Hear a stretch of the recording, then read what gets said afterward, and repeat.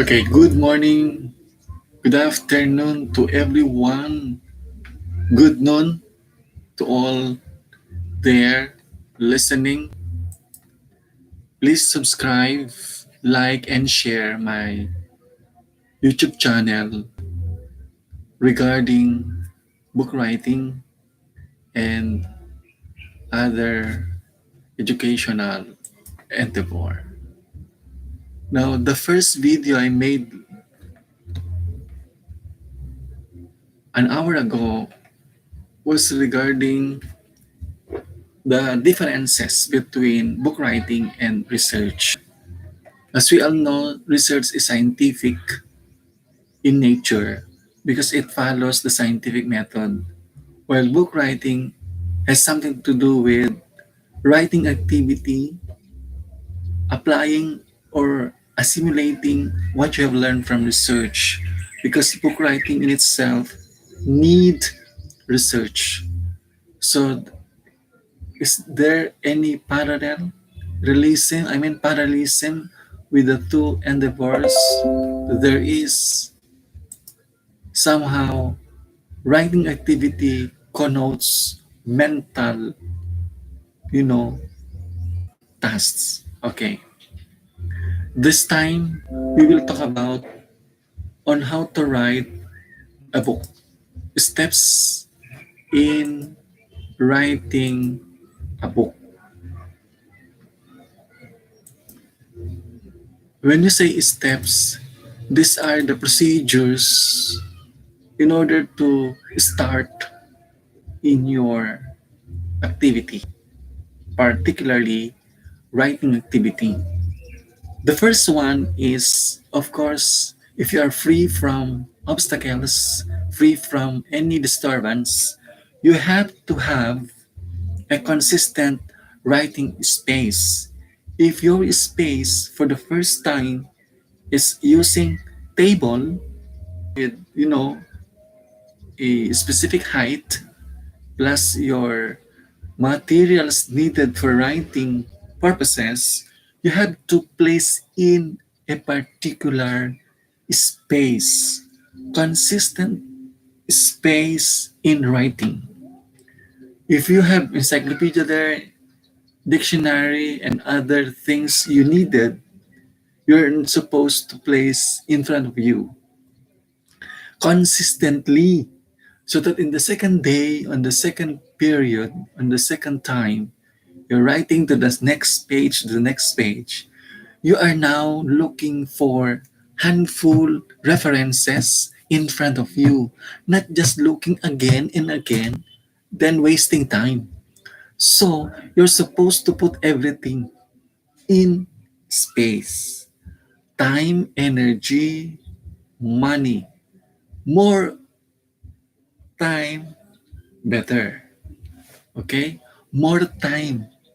More time to write something, even if it is one sentence only, even if it is just a phrase, if it is just a word, it's okay. And then capsulates later on, contemplate your ideas afterwards so that you can construct your sentences in a quiet place, just like this. You're not supposed to entertain other things except putting your ideas in writing. Number two, hone in, okay? Hone in on your book ideas. What do you mean by hone in on your book ideas? What does it mean? When you say hone, you put together in a book, okay? You put your ideas in writing. Otherwise, they will copy. They will easily copy. They will easily duplicate. So hone or hone in on your book ideas. And then afterwards, you have already idea. Number three, is outlining. You're supposed to outline your main topic, you're supposed to outline your subtopic, your details in outlining. So I know you know how to outline. Book outlining or outlining in general. First, a consistent writing space, consistent time, energy, effort in reading, okay, in writing and as well. Avoid any obstacles. Number two, hone in on your book ideas. Hone in. Put together your ideas in writing so that it becomes a book. Okay? Putting together your ideas, hone in on your book ideas. What is your niche? What is your theme? That is just hone in. Putting together. Then outlining. If hone in is put together, outlining is arranging together. There is an order, ordering, outlining. And then each outline or each topic is already its own place, correct? So you have to support this in details. There are researches that can explain each, for example, in science, in medicine, in language, in grammar. So there is a research, number four. And number five, you now start what you call writing routine. Look at the first step, consistent writing space. So this is a space for writing activity. This is already a writing routine. Therefore, the first step to the fifth stage is already a writing activity. Number six, you're supposed to have your first draft completion. Even if it is chapter one or first introduction, first paragraph, finish it so that there is a consistent writing space for the next chapter. You go back to the first step, a consistent writing space. If you will not complete the first draft in first sitting, then it will delay to the second draft, it will delay to the third draft. So you're supposed to give time for the first draft consistently with the second draft and it follows to the last draft. Now, if the first draft is already completed, then you put into what? Revision or editing. Revising or editing. Please ask your friend, your co-writer or co-author, or your simply friend to read what you have write, what you have wrote, what you have there. And if there is a petty comments, just take that comments, ask for more comments or feedbacks from that fellow so that you learn something from them. That is writing. That is also editing. No one is monopolizing ideas. Two heads are better than one, correct? So you're supposed to have two or more heads to read and read your work. We simply learn something from others. We're not supposed to disclose, or when I say disclose, you are very one mental close to, horse mentality. You just walk on the street. You are not looking for that side to that side. So there must be what?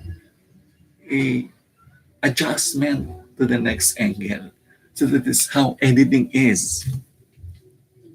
Editing is not looking for grammar errors. That is a part, but editing is somehow giving also another ideas to improve your work, your original work. Number 8. You're ready to complete your second draft. The second draft must be connected with the first drafts. Even if it is thesis, there is a continuity, continuity of the ideas. There is what you call, you know, connection. There is what you call parallelism for that matter. So there must be really a person to look at your minimal or petty errors. Sometimes we cannot see the minimum standard because we are looking for higher standards. Minimum work better. If you can see a bigger errors, how much were the small errors? Because you cannot trust in the you know, big things if you are not trusted with small things. 9. So the first draft composes, your chapter 1, chapter 2, chapter 3, or more chapters better. And then after edition, revision, re-edition, rereading, proofreading, and the likes, you're ready for publication, publishing. You publish your work. You look for a publisher that can, accept. When I was looking for publisher, I went to different libraries. I went to the libraries. I went to university libraries. I went to college libraries, national libraries, child libraries, and other libraries around. More or less, I pick one book which I considered, you know, pro-author. I mean, friendly and timely. When I texted or emailed my resume, he replied, the company replied me, and he invited me for an interview. I submitted my resume. At the same time, I already brought my manuscript. The first things is you bring with you your resume. Curriculum vitae is enough, comprehensive. Now, this publisher accepted immediately, and she gave me the first advance as royalty worth 15,000 pesos for one title. Therefore, this manager of that publisher liked very much my title because it was a beginning of looking for senior high school textbooks. So they are very in need to publish senior high school textbooks, particularly the General Physics 1 work text. Okay? Work text. Honestly, I have another publisher. This time, this publisher, it consists already the lecture part and the laboratory manual in one book. So, more or less, I earned also there for the second time. Aside from the first publisher, she gave me exactly the same, amount. So if you really compassionate to that particular endeavor, this task, book writing, please pray hard, and God makes, prayer is a good weapon to survive. Okay? So see you again for next video.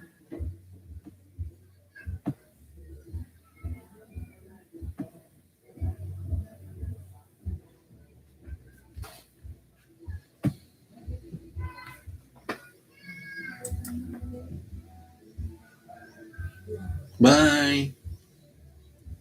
Bye.